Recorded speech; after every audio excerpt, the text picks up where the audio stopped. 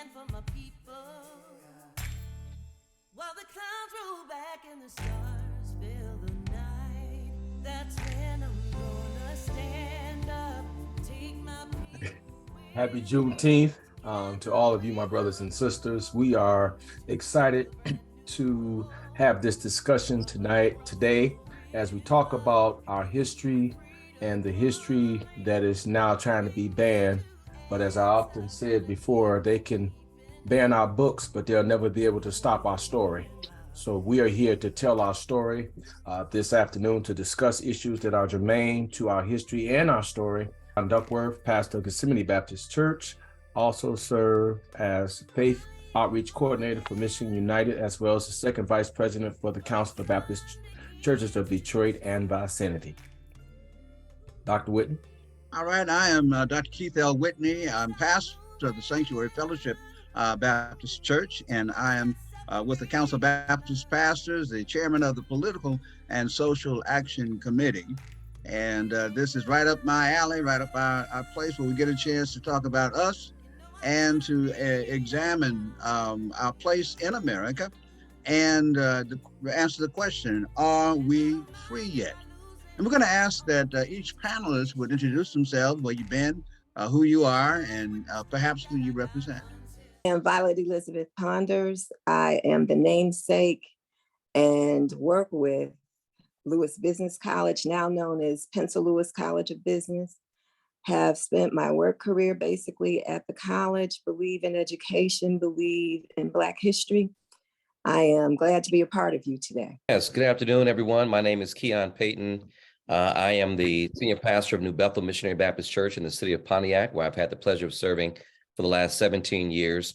I'm also currently serving as the Social Justice Commission chairperson for the National Baptist Convention of America. And previously, before bankruptcy, I was the national director for community outreach and engagement for Ebony and Jet magazines. So it's a pleasure to be here and to be a part of this conversation today. My name is Elder Leslie. I am an elder of outreach over at Triumphant Life Christian Church under the leadership of Apostle Joseph Hobbs. I'm also the Faith and Justice as well as the Transformative Justice Director at Michigan United. Charles Christian Adams, the senior pastor of Hartford Memorial Baptist Church of Detroit, Michigan, and the president of the Michigan Progressive Baptist Convention, as well as the second vice president of the Midwest Regional Convention of the Progressive National Baptist Churches Incorporated. Yes, my name is Roger Anderson. I'm a past Grand Master of the Most Worshipful Prince Hall Grand Lodge and Free and Accepted Masons for the jurisdiction of Michigan. I am proud to be a part of this conversation. I don't have as many titles and as has been mentioned, but I'm blessed and thankful to be a part of this conversation. Greetings, happy to be here today. My name is Pastor Lawrence W. Rogers, a pastor at the Second Baptist Church of Detroit, the oldest Black church in Michigan and one of the oldest in the Midwest. I also sit on the executive board of the Council of Baptist Pastors of Detroit and Vicinity. Very happy to be here today to participate in this panel. My name is Ramona Chapman. I am the director of the Gift of Life Michigan's Public Education Community Relations program, as well as the Gift of Life Michigan's Minority Organ Tissue Transplant Education program. So I'm here as health, and I am also an associate minister at Hartford Memorial Baptist Church. Good afternoon. If you're speaking to Pamela Johnson, good afternoon. I am so excited to be here. Happy Juneteenth. I'm the pastor of Greater New Light Missionary Baptist Church, where I have served 3 years as pastor, but I do have a background over 30 years as the UAW Community Service Chairperson. And I am an advocate of diversity and inclusion. Greetings, everyone. I am a member of Second Baptist Church of Detroit. I am also leading the women's division of the Michigan Progressive Baptist Convention, and I am a peace education officer with Churchwomen United at the state level. I'm Pastor Richard White III, pastor of Dexter Avenue Baptist Church, and also president of the Council of Baptist Pastors of Detroit and Vicinity. Thank you so much. What we'd like to do at this time is to begin our conversation with various questions. Since Black and brown people continue to be exploited for commercial gain, are we free? And I'm asking Dr. White and also Dr. Chapman to respond to that particular question. Dr. Whitney, I think that is a phenomenal question to be raised on this historic day. If we are still being exploited and not being treated fairly, no, we're not free until the playing field has been leveled, that we have equal opportunity. We still have work to do. And regardless of where we live and regardless of what connections we have, until we are being treated fairly, and not just a few, but until our community is treated fairly for the contributions that we continue to bring to our communities, to our nation, we are not free, and we still have much work to do in that area, and we have to stay on the fight. Thank you. And I would just agree with Reverend White that, again, we are not free because anytime that the narrative of our history has been denied, dismantled, distorted, and dismissed, that means that we are not free. The fact that I work in healthcare primarily, and that we have health disparities and different things of that nature, that shows that there has definitely something that is called oppression, and that oppression is in many different ways. And I think that anytime that the market tries to do what I would consider that Christina Cleveland calls a racialized shame of who we are and what we stand for, I think that we can answer that question, no, we are not free. All right, thank you. Dr. Duckworth? Yes, recent books have been banned, and attacks on Black votes and voices seem to say it's okay to forget or misremember our history. What are your thoughts? First of all, I think we can't forget who and what we are. We come from a people who have a great oral history, and we've lost that. So we've got to go back and find out our own history and share it with our community, share it with our families. We've got to share it, one thing.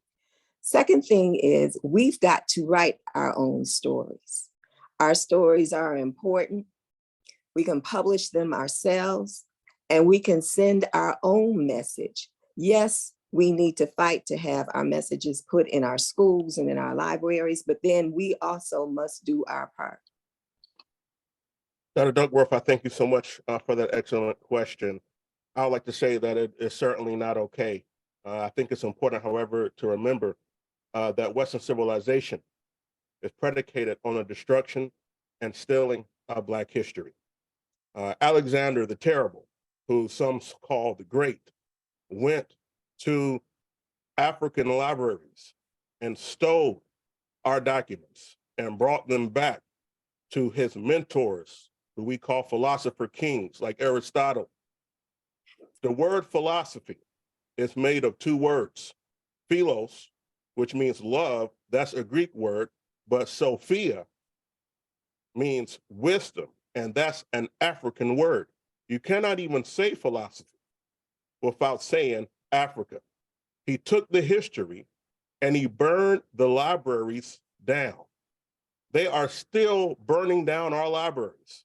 They are doing it in the form of banning books, but they're also giving us entertainment, distractions that pull us away from reading, studying, and they are shunning and shaming and erasing Black contributions from history.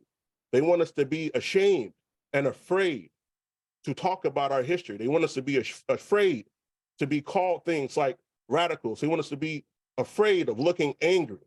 But how can we not be angry at persecution and oppression?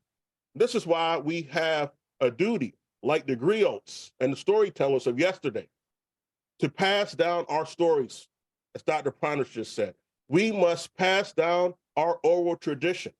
But the oral tradition is not enough because the oral tradition is vulnerable. But we all must write, we must research, we must constantly study our history. And if we don't do anything else, we must at least write our own story. We must tell our own story so that we can push back on the burning of our libraries, called the banning of books. I can say one more thing about this. There are some people that say that as clergy, we should just focus on the gospel and the sweet by and by. But let me speak to this. Anyone who's ever studied the Old Testament, the Hebrew Bible, they will see that constantly in the Hebrew Bible, you will see this phrase, remember your days in captivity, remember your days in Egypt. They were constantly saying, remember, remember, remember, but we are constantly being told to forget. I believe, and many Hebrew scholars believe, that there were two reasons why they were told to remember. The first reason was that if I remember, then I will always sing, before I'd be a slave, I'd be buried in my grave. You're not gonna send me back to bondage. We're gonna have a fight to the death before you send me back to bondage. That's the first reason we need to remember. Remember the brutality so we know that we never, ever want to allow anybody to send us back to that. But the second reason why we must remember, and we must push back on anybody that tells us to get over it or to forget. They tell us to get over it and forget, but we remember 9/11, we remember the Holocaust, we remember other tragic events, we remember the American Revolution, we're gonna remember 1776, we remember July 4th, but we gotta forget what we went through in bondage. No, we must remember, just like the Hebrew writers told people to remember their days in Egypt captivity, we must remember for the second reason, that we ourselves can make sure that we protect ourselves from oppressors and we protect ourselves from ever becoming oppressors. And so I think that this is the reason why we must take seriously being griots, storytellers, writers, so that we can continue to create a body of work so our history will live on despite these efforts to ban books. Thank you so much. And I say amen to that as well. Let me ask this, and this question is for Dr. Payton and Elder Matthews. Some Black elites say constant talk of injustice and the rhetoric of groups like Black Lives Matter promotes a victim's mentality that is harmful to the Black community, and especially Black males. What are your thoughts on that particular line of thinking? Thank you. Yeah, go ahead. I'm sorry. Thank you for the question, Dr. Whitney. And I certainly want to celebrate all the comments and answers that have been given today. And I think we need to reiterate a lot of what Brother Rogers has just expressed with us. And as it relates to movements like Black Lives Matter, I'm particularly interested because I personally feel that a lot of what Dr. Rogers shared about our history and who we are as a people and the struggle for freedom and equality has been entrusted to us as religious leaders and as a religious community. We proclaim the freedom of Christ, the jubilee of our Christ, as he announced his great call in Luke chapter 4, where the Spirit of the Lord was upon him for the purpose of freedom and liberation. When we think about who we are as a people, the Moses motif coming out of slavery is looking at Pharaoh and saying, let my people go so that they may worship me. And so freedom is a part of what I believe is that love wisdom that gives us the ability to know who we are and through our freedom be able to express our true identity as people of God. And so the religious community, we as faith leaders have a responsibility. And I personally feel that movements like Black Lives Matter have stepped in to fill a void that has been created by so many of our Black churches. When we think about the Black church, historically, Black churches and our HBCUs have always been the central institutions of power for our liberation and for our struggle against oppressors and for liberation and freedom. And I personally feel, as Brother Rogers alluded to, that we have unfortunately adopted this pie in the sky theology where we're looking for heaven on the other side, when we ought to be working to ensure that the kingdom of God is also here on earth. And so I believe that we as religious leaders, as faith leaders, it is endemic within our responsibility to champion the cause of freedom. And I disagree that we are not free. We are free, but freedom is a state of mind. It's not about who has the shackles on your hands. We know that persons like Harriet Tubman, because they knew who they were in Christ, even though they experienced the liberation or the oppression that they experienced during that day, they had to believe that, hey, I know who I am in Christ, and Christ desires of me to be free. And they worked toward that liberation.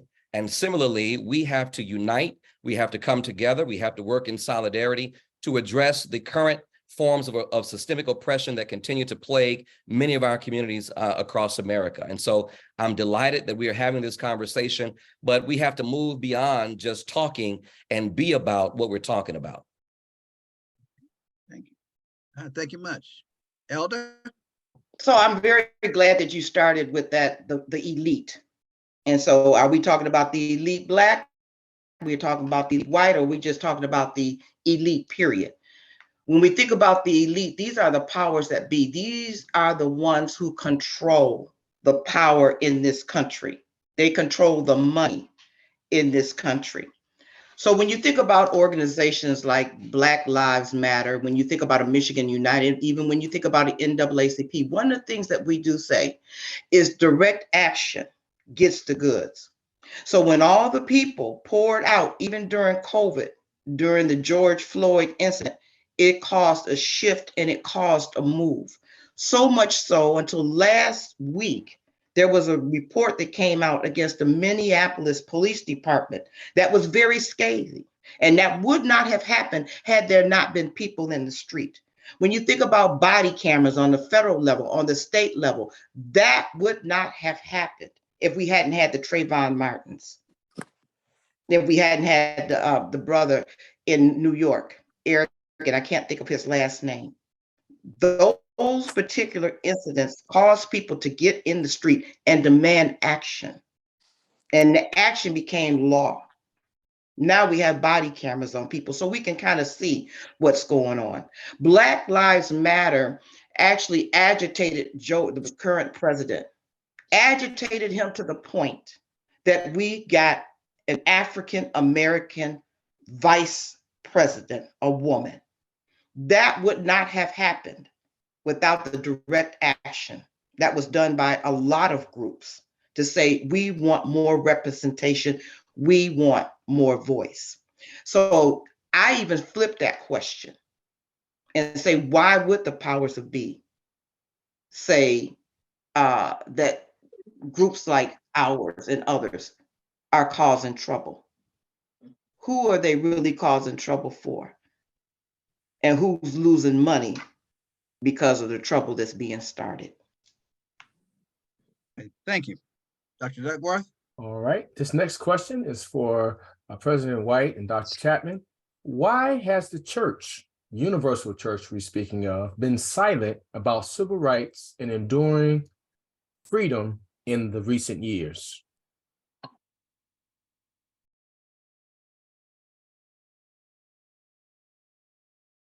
Well, I don't know if every church has been silent. I think I attend one where I think that silence does not occur, that there's always a voice that is speaking out.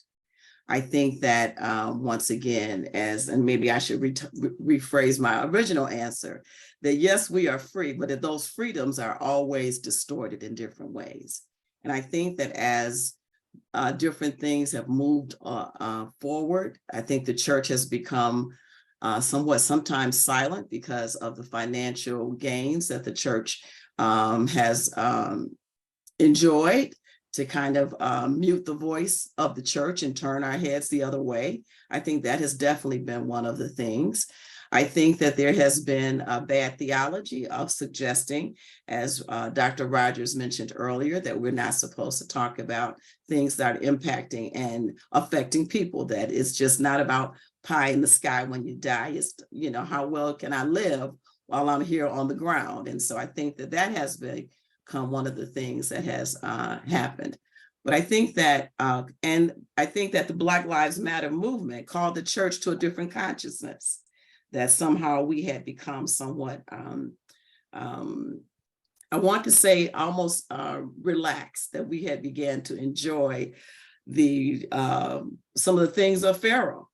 And so therefore, to make sure that we give those things up and to call ourselves to do something different has been a challenge. And in conjunction with all that Dr. Chapman has just stated, I think part of the issue is this: many of us don't know our history, and Dr. Rogers talked about this. We don't know our history, and we fail to understand that the civil rights movement, so many of our victories were won because of the church, through the fight of the church. And so we have to remember that we cannot stop fighting, but we have to continue to keep working and realize that God has given us the power if we collectively come together and we do what we can. When we had nothing else, we had the church. And it was the church that when we came together, when we worked together, when we pulled our resources together, we were able to get things done. And the same thing is for us today. And I believe that we have to keep on fighting until we're given opportunities, as other nationalities are given opportunities, until resources are freely given to us the way others have those resources. We have to keep on working. And we can never think that something is just going to be given to us. We have to work to make sure that that playing field is level. But the church has to remember that we can never be silent. The Lord has not called us to be silent. Our God is the God of the oppressed. And so it is our job to make sure that we're standing up and that we're speaking truth to power and realizing that that is our responsibility. This is part of our call to make sure that we're doing these things. Amen. Thank you all. Dr. Whitney? All right, thank you. And this question is for Sister Granberry and Pastor Rogers. What is the church's role in promoting and maintaining freedom? Either one. Well, I believe that the church's biggest role in maintaining freedom is repeating the story of how freedom was won without benefit of transportation. They had no higher education and they had very few assets. When we use the strong will and determination of our ancestors and we speak of freedom and the joyfulness and educating and advocating and collaborating with current oppressors and racially biased people, we have to speak out and we have to speak as educators and informers. We have to be the peacemakers and we have to be the common ground seekers with our friends and our coworkers and our oppressors. If people can be taught to hate, they can be taught to love. And the church is the greatest force on the planet to teach and promote love. Amen. Amen. Thank you so much. Yeah, she's a member of Second Baptist, might I say. Praise I'll just say that the church has a huge role. The Black church has been a bastion of Black liberation from its very inception. And there's always been a remnant that has participated in the efforts of liberation, even with social movements that offered a strong critique of the Black church, for instance, like the Black Panthers. Go watch a lot of their old videos and their old speeches and look at where they were giving those speeches. They were giving those speeches at churches where pastors had opened their churches where they could go and meet and give those radical speeches.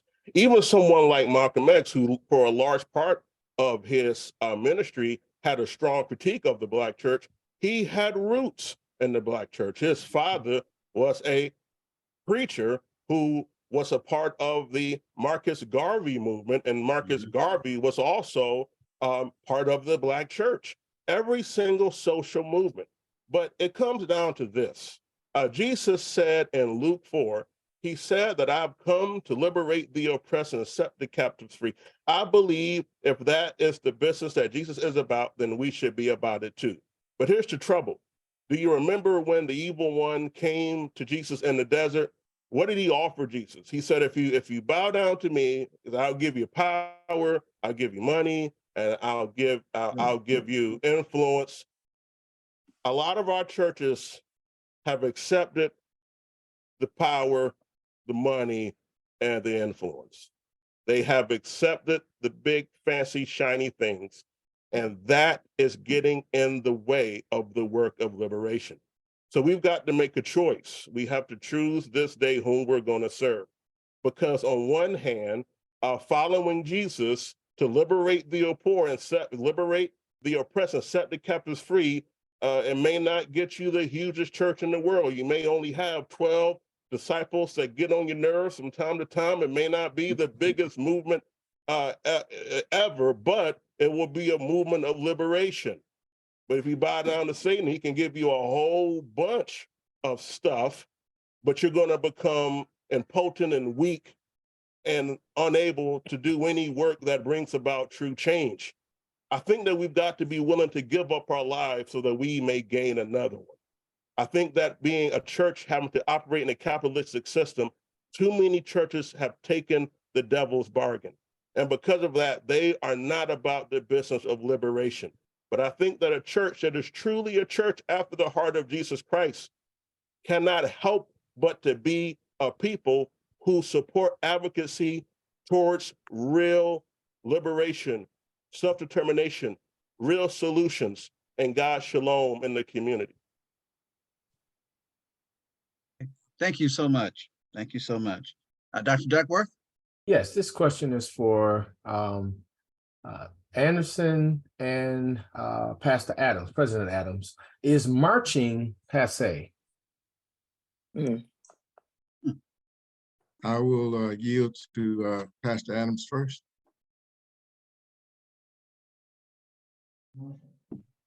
Thank you. And certainly, I would say no,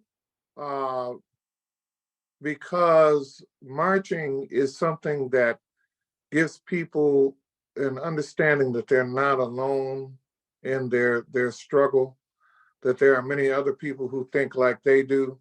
It gives us a chance to collectively bargain so that it's not just one single person advocating for an issue, but a group. Also, marches give people a platform so that they can put their issue out before the world. Marches give people a way to process their anger and their feelings.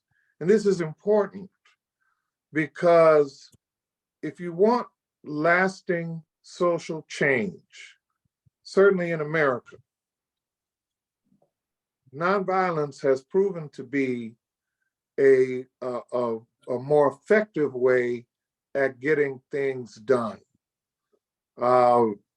And certainly it's not that simple, I know, in many circumstances, but history has proven that nonviolence is a more effective strategy than a violent means of protest. And really, if you want to talk about a march, right, it's the conversation that is generated around the march that is the most important thing. It gets people's attention. If marches were not important, then they wouldn't try to repress them. So I've seen something interesting. We kind of have this, if you can't beat them, join them mentality. And people are beginning to, I appreciate it when I see officials, city officials and state officials in a march. But I find it interesting sometimes because I don't think that it's as revolutionary when it's led by city, state, and national officials as they set out to be. But let me just say this in closing: marches are not enough. Marches are the beginning. Marches are an accent. Marches are a superlative. Marches are something that keeps an issue visible.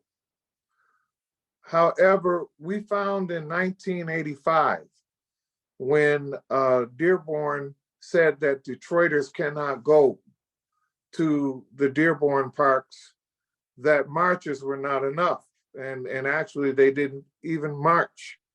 They simply boycotted the Dearborn malls and said, if you don't want our presence in your parks, then you won't get our money in your malls.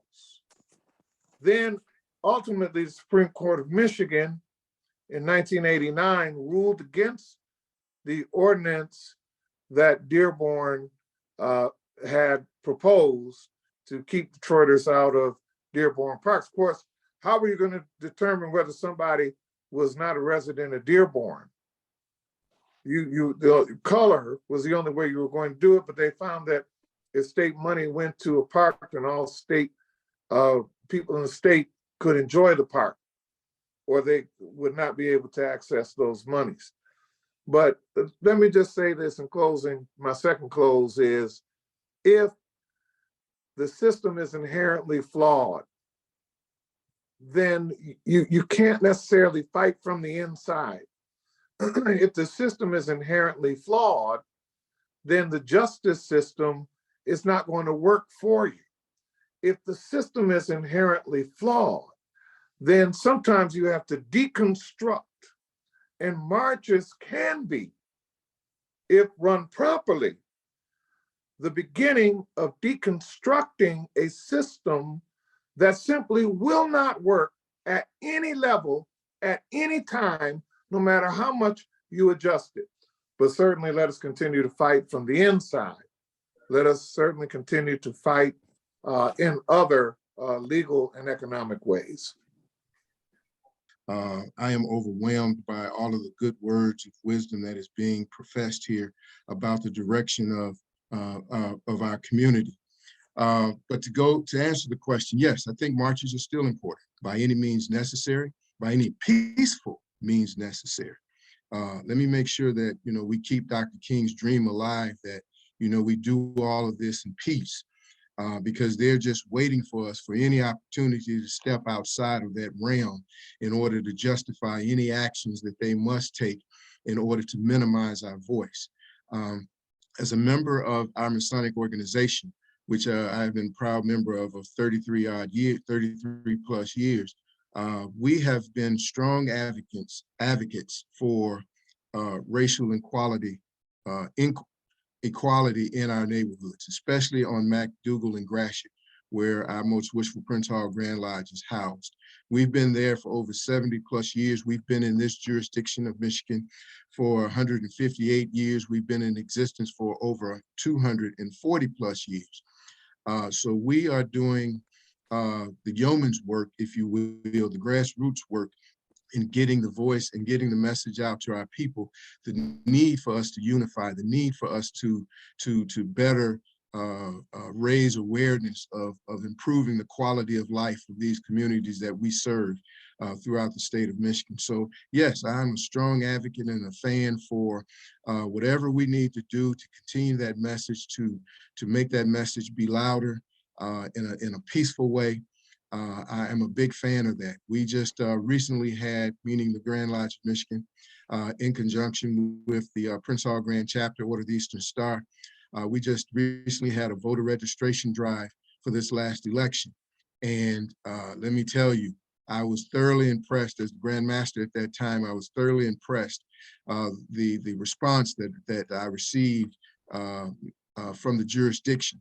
We had some sisters and brothers who were ready to get out and make sure that folks were registered, make sure that folks understood the importance of registering to vote and casting your vote. I must admit that some years ago, when I was one of these naive whippersnappers, as my grandmother used to call me, I didn't think the vote really mattered. I really did. I'm gonna be perfectly honest. I was in my early 20s, and I was out there, being an early 20-year-old. And I didn't really think that that my vote mattered. But later on in life, as I continued to get educated by my pastors, by my folks in my community, I understood the need for that. And I've been preaching and teaching that ever since. So yes, I'm a strong fan of whatever we need to do as a community, as a Black community, to get our voice out, to be heard, to be seen in a peaceful way. And we on the Prince Hall family side, We're here to support in any way that we can, any organization, any church. That's a shameless plug, but hey, that's what we're here to do. We're here to serve our communities, to improve the quality of life to those communities that we serve. We have some great leaders in our Honorable Grand Master, the Baron C. Walker, and our Grandworthy Matron, Sister Kiana Cowan, and Grandworthy Patron, Brian L. Johnson. We're ready. So if there's any organization, any church that needs us to help support this agenda, to help support, improve the quality of life, I'm here to say, I think I can get them to support that, meaning our leadership, to say, hey, the Masons, the Eastern Stars are here to support you in any shape, form, or fashion. Thank you so much. In fact, your comments now lead to my next question. And this question is directed towards you and Sister Granberry. We understand the power of the vote, but how do we help people who believe that their votes don't matter understand what power they have in their hands? How do we help them to understand they do matter? I just want to remind everyone that our young adults, especially our young Black men, are probably the largest missing vote at all elections.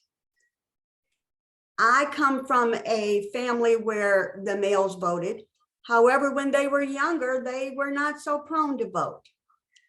And I am telling my young adult son and my young adult nephews that your vote counts when you go to the polls and you vote in an election at your designated poll. Your vote does not count and will never count when you're sitting around in the yard making laws with your brothers and uncles and friends.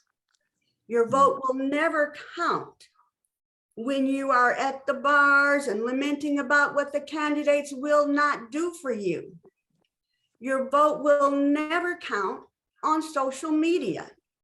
Your vote will count if you go to the polls and you encourage your like-minded friends to go to the polls with you. Right, thank you. What else is there to say? I mean, hey, again, like I just told you guys the story. When I was a young little whippersnapper, I didn't think my vote mattered. I didn't really care, because my perception was, if we as a race are not trying to improve our quality of life, then what's the relevance of even thinking about going to vote to a group of people that don't even matter, that don't even care about how we advance our lives? So, you know, as I continue to mature in life, I understood, oh, well, if you don't get out and speak about it, no one's going to hear about it. So I became an advocate for our community to start improving the quality of life. You're going to hear me say that quite often, improving the quality of life, because that has been stuck in my head. I heard that some years ago. That has been embedded in my mind for so long that, you know, it just sticks there. When I was in high school, we had a school board meeting, and I spoke up about down in Louisiana, you know, that was pretty, I don't think I need to really go into great detail, but it's a struggle.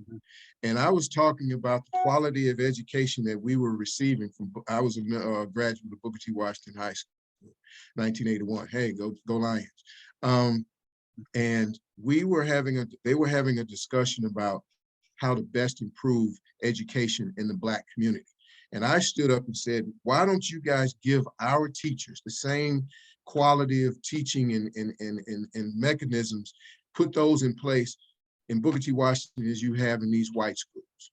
The very next day, I got called to the office by the principal and said, Mr. Anderson, you were a little bit out of line. I said, well, why was I out of line, principal?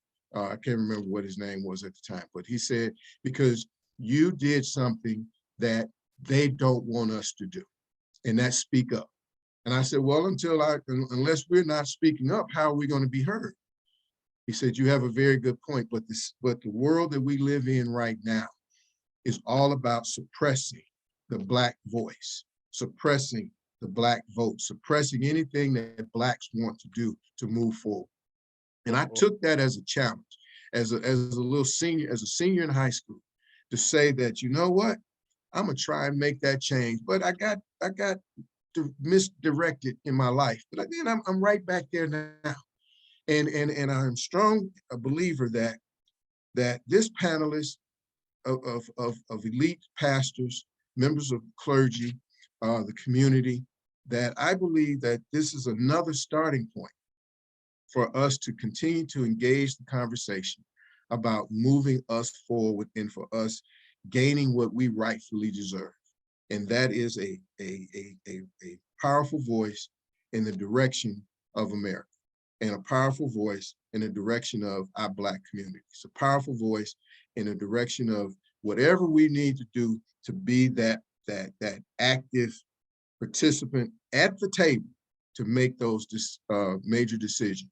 So I just want to just again say, I'm sick and tired of being sick and tired of having these discussions. It's time for us now to say enough is enough, and let's continue to move forward. How many of our Black folks, Black children, Black men, Black women are going to continue to suffer?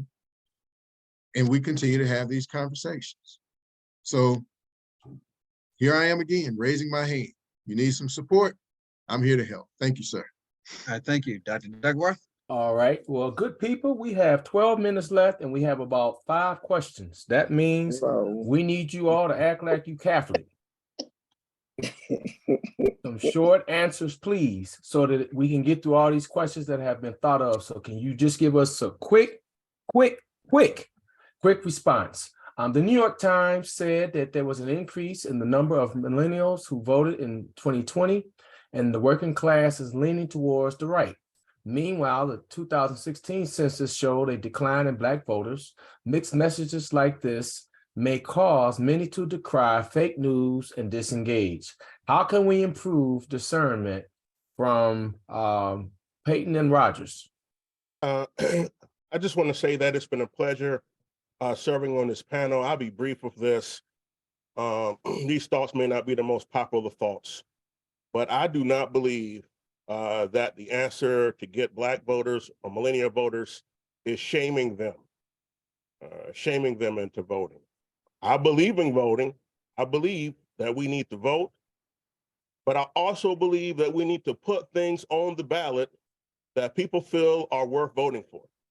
I believe in voting. I believe that voting day should be a federal holiday, but I also believe that many people who are disillusioned about voting are disillusioned because they don't think things change much in their lives from election to election. Now, that may very well not be true, but that is how they feel. So one of two things needs to happen. We need to get better at marketing the positive changes in the lives of common everyday folk, or we need to put things on the ballot that people believe in and actually want. The question's about millennials. There are some key things that millennials have asked for election after election. But if I could also speak to Black voters, there are things that Black voters have been asking for over 80 years, and we have not seen it. We have seen things that we have gotten, but maybe people don't realize it, so it needs to be marketed better. Maybe it's a both and. But I think there is a demographic that is disillusioned because they don't see enough change in their lives. I think it may boil down to this.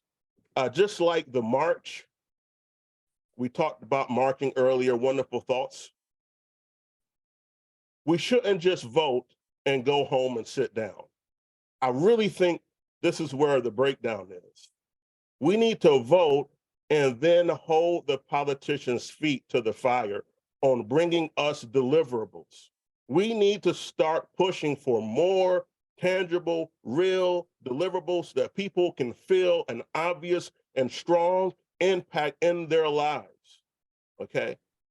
We, the people on this call, we are the advocates for the people. We are not the pharaohs. We are not the people that chase photo ops and trinkets. We need to be the people as clergy, community leaders that hold these politicians' feet to the fire as a voting bloc on real deliverables. I think if we started doing more of this, we would see greater voter turnouts. I think if we continue to say, you should vote, because people died for you to vote, I think we're going to keep seeing a decline. I think people are desensitized to being shamed into voting. What they need now are deliverables that we can hold up in front of them and say, look, what has been brought to you on behalf of your leaders. We need you to go to the polls so we can bring more to our community. Thank you, Brother Rogers, and thank you for the question. And I share the sentiments of Pastor Rogers. Thank you for allowing us to be a part of this very distinguished panel in talking about issues that are so critically important for the African American community. I could not disagree with much of what Pastor Rogers has expressed, and I personally feel, going to the question with respect to the large turnout in around 2020. I think that I think about the issue of education, the promise of so many young millennials who felt that their voices would be heard going to the polls with respect to student loans that would be forgiven.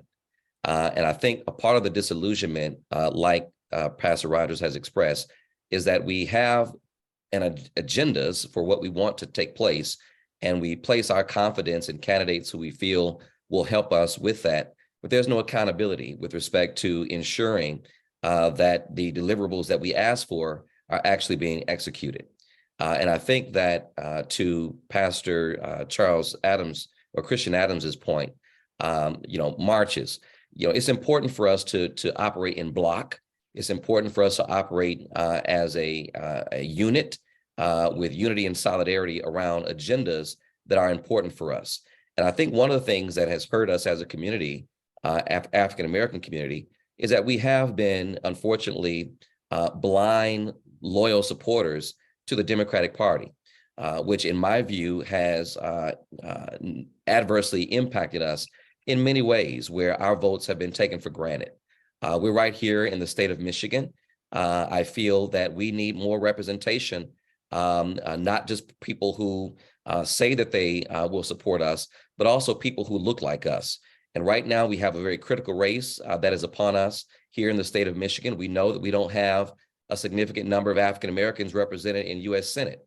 And we have a candidate who is more than qualified, intelligent, Black man, Hill Harper, who has a strong platform, who has demonstrated over the years that he is committed to issues that are important to African Americans. And I think that it's going to be critically important for us to make a point here in Michigan that we want greater representation. It's time that Michigan has its first Black U.S. senator. And so as a community, what are we doing as faith leaders to ensure that we are getting behind candidates to express to the Michigan Democratic Party that we are tired of putting forth candidates who come to all of our churches with all of these promises, and once we elect them because we are blind loyalists to the party, we never get anything delivered for our interests. And so I just feel that this is a critical time to not just be having conversation, but here's a real opportunity for African Americans to get behind a candidate who we know and trust can actually advance issues that are important for our community.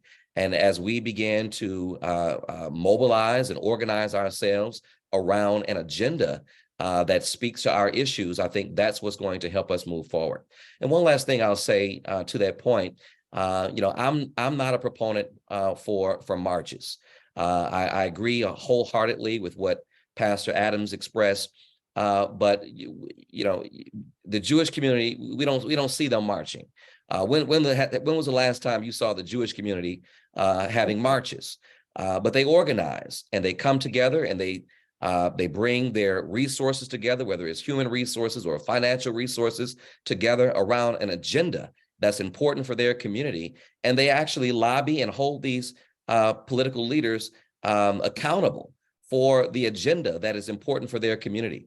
And similarly, I think that as African Americans, because we have such a strong voice, and I think the Democratic Party recognizes that they need the Black vote. And so, yes, we want to galvanize people to the polls, but why are we asking people to go to the polls? That we shouldn't just be voting for the sake of voting. We ought to know what we're voting for. That agenda ought to be very clear. It ought to be not only clear to us, but it also should be clear to those political persons, candidates who express that they hear us and understand our issues, and we hold them accountable to advance them. All righty. Thank you so much. We are running really short of time. This has been a fantastic discussion, much about voting, much about education, and much about us getting active within our community. We are now in the election season. It started already, especially the national election season, and there are many candidates who will be coming to be seen in the national arena. And we do have to make a decision with whom we're going to support. In addition to that, the question of voting, and someone made a statement, said people don't vote because they don't think they matter. And we have to get people to understand that they do matter and that their vote matters. I'll just say this very quickly. I was a part of the first election in South Africa, and that was in 1994. And one of the things I noticed was, especially at a place called the Whitechapel, there was a line almost 2 miles long for people to vote. And as I was standing there, I was speaking to a high school principal, Black, and he stood there, and he must have been at least 60 years old. And as he was talking to me, he said, "I'm going to tell my children I voted." And by the way, there were tears coming out of his eyes, because for the first time in his life, he had a say in his life in South Africa. So we want to instill within the people here the belief and the understanding that even if you lose, your vote does matter, because that's your voice. And again, I want to thank everyone for being a part of this great conversation. It could go on and on and on. We could be here all evening, because again, what we're talking about has that weight. And again, let me thank you so much for your contribution. And I hope that in the near future, we can see each other again. Thank you, everyone. In this 1 minute left, I just want to say thank you again to our distinguished panelists, to all of you who joined us from the audience. We know we've ran out of time. This discussion could go on, but here's what we're asking of you. We want the discussion to continue, and we want to still hear from you. We want to hear your questions and your comments. More importantly, we want to hear from you on projects that we can do, as Rod said, we can do together.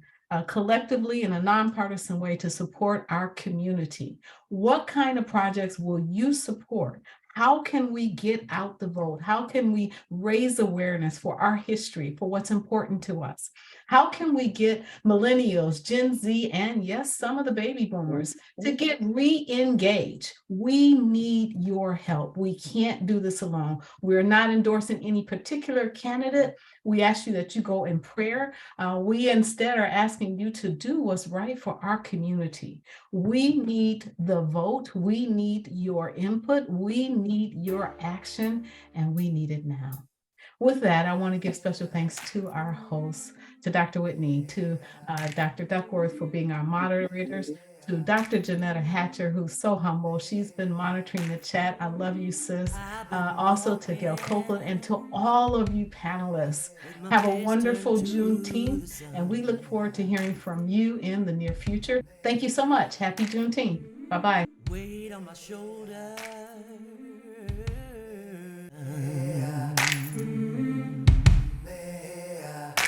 Oh, I got eyes in the back of my head.